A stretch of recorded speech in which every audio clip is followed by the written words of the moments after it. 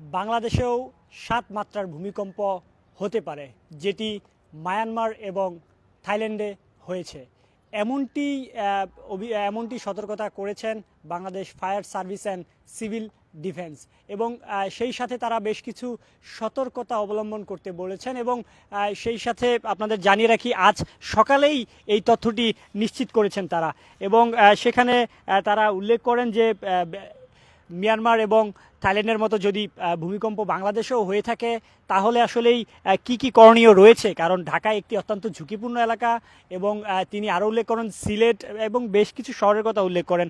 আপনাদের জানিয়ে রাখি, মিয়ানমার ও থাইল্যান্ডের বিভিন্ন অঞ্চলে যে দুটি শক্তিশালী ভূমিকম্প হয়েছে, বাংলাদেশেও একই মাত্রার ভূমিকম্প হওয়ার শঙ্কা রয়েছে বলে মনে করছে fire service and civil defence. ভূমিকম্প মোকাবেলার জন্য ভূমিকম্প মোকাবেলায় বাংলাদেশকে সতর্কতা ও প্রস্তুতি গ্রহণের আহ্বান জানিয়েছে বাহিনীটি।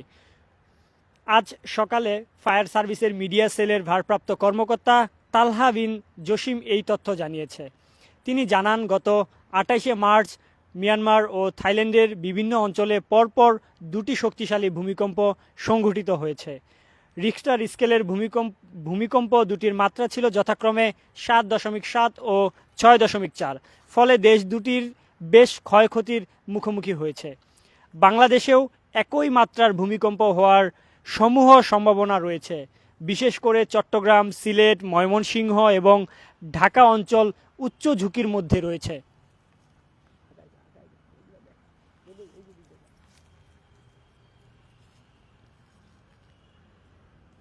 এমন অবস্থায় ভূমিকম্প মোকাবেলার জন্য সব পর্যায়ের পূর্ব প্রস্তুতি গ্রহণ ও সচেতনতা তৈরির নিমিত্তে ফায়ার সার্ভিস ও সিভিল ডিফেন্স অধিদপ্তর কিছু ব্যবস্থা গ্রহণ করার জন্য আহ্বান করেছেন।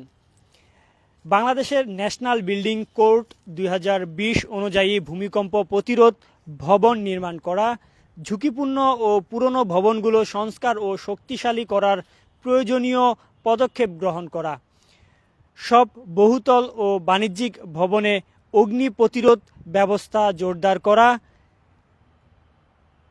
ইউটিলিটি সার্ভিস সহ যথা গ্যাস, পানি ও বিদ্যুতের লাইনের সঠিকতা নিশ্চিত করা, ভূমিকম্প চলাকালীন সময়ে ব্যক্তি, প্রতিষ্ঠান ইত্যাদি পর্যায়ে বিভিন্ন করণীয় সম্পর্কে নিয়মিত মহড়া, অনুশীলন ও প্রচারের ব্যবস্থা করা, জরুরি টেলিফোন নম্বর যেমন ফায়ার সার্ভিস, অ্যাম্বুলেন্স, পুলিশ, হাসপাতাল ও অন্যান্য জরুরি নাম্বারসমূহ ব্যক্তিগত পর্যায়ের পাশাপাশি সব ভবন বা স্থাপনায় সংরক্ষণ করা এবং তা দৃশ্যমান স্থানে লিখে রাখা,